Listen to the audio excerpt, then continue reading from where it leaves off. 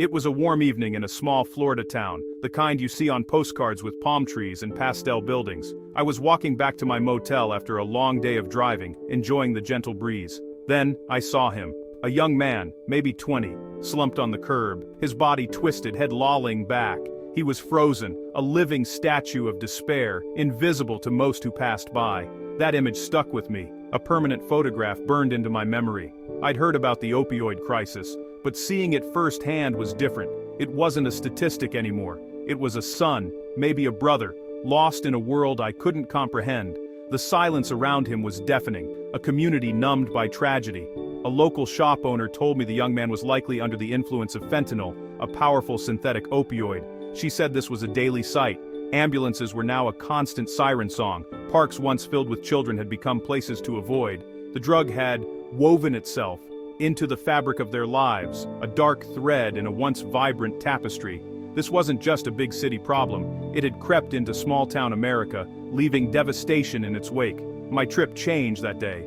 I set out to see America's beauty, but now I saw a country grappling with a profound wound. The man on the curb was a symbol of a much larger crisis, one playing out on streets across the nation.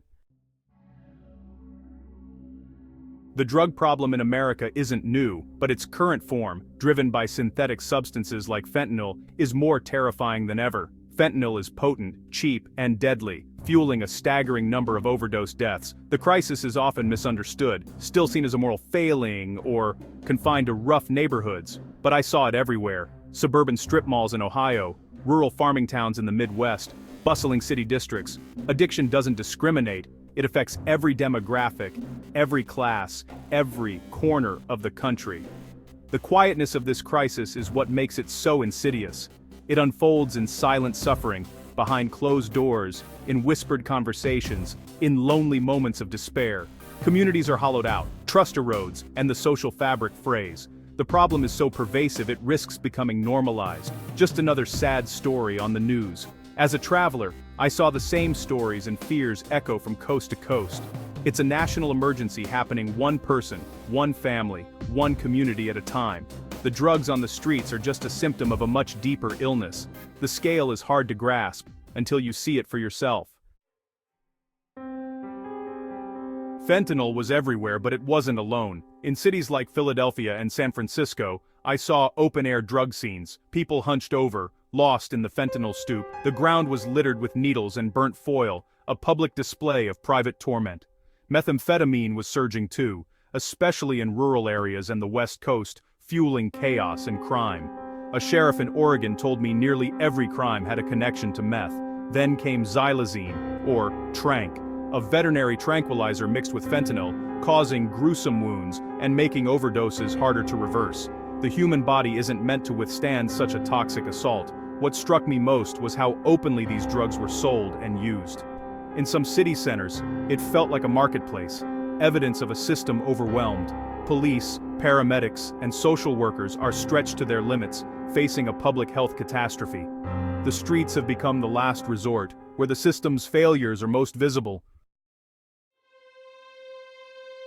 The headlines focus on overdose statistics, but they don't capture the slow destruction of human potential. For every overdose death, countless others are trapped in addiction, alive, but not living. They're ghosts in their own lives, disconnected from family and community. The crisis creates a massive, unseen population suffering from trauma, children caring for parents, parents grieving lost children, first responders carrying daily despair. The economic impact is devastating. Businesses struggle, shoplifting rises, tourism declines, and the workforce shrinks.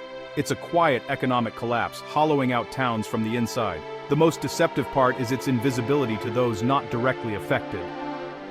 It's easy to believe the crisis is happening somewhere else, to someone else, but the connections are everywhere, just beneath the surface. The problem is woven into the fabric of our society, touching lives in ways we rarely see. It's not over there. It's all around us. In a small West Virginia town, I met Sarah, a grandmother raising her 2 grandchildren. Their mother, Sarah's daughter, was addicted to fentanyl and living on the streets. Sarah's story was heartbreakingly common, grandparents stepping in to raise children left behind by addiction. Instead of enjoying retirement, they're packing lunches and helping with homework, holding families together with love and determination. I met a volunteer firefighter in Ohio who revived a former high school quarterback from an overdose, someone he'd known his whole life. The hardest part, he said, was seeing the look in the parents' eyes: terror, shame, and desperate hope. These stories revealed the human face of the crisis: daughters, grandsons, local heroes. Addiction isn't a simple choice. It's often rooted in economic despair, lack of opportunity, untreated mental health issues, and loneliness. The drugs are an escape from pain that feels unbearable. The crisis is personal, not abstract. It's about families, dreams, and the struggle to hold on.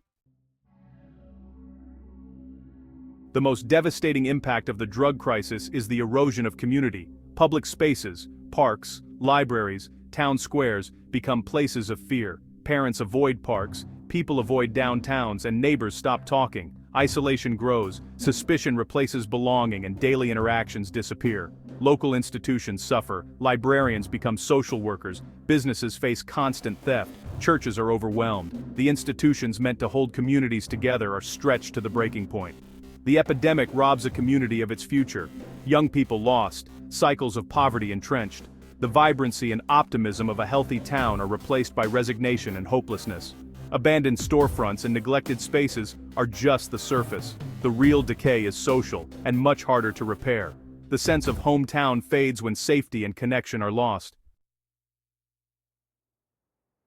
As a traveler, the drug crisis reshaped my experience of America. I had to be constantly aware, careful where I walked, mindful of discarded needles, cautious in public spaces.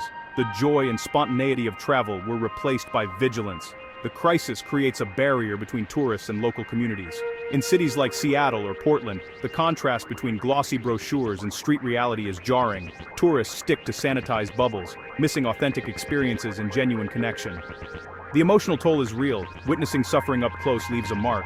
There's a sense of helplessness and guilt. I could leave, but locals live this reality every day. Stories spread online, warning others about areas to avoid.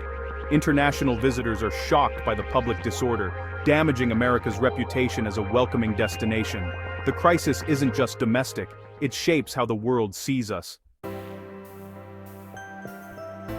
Facing a crisis this big, it's easy to feel powerless. But small steps matter. Educating ourselves and talking openly about addiction helps break the stigma. Supporting organizations that fight stigma and provide accurate information is crucial. Volunteering at harm reduction centers, shelters, or mentoring at-risk youth helps rebuild community fabric.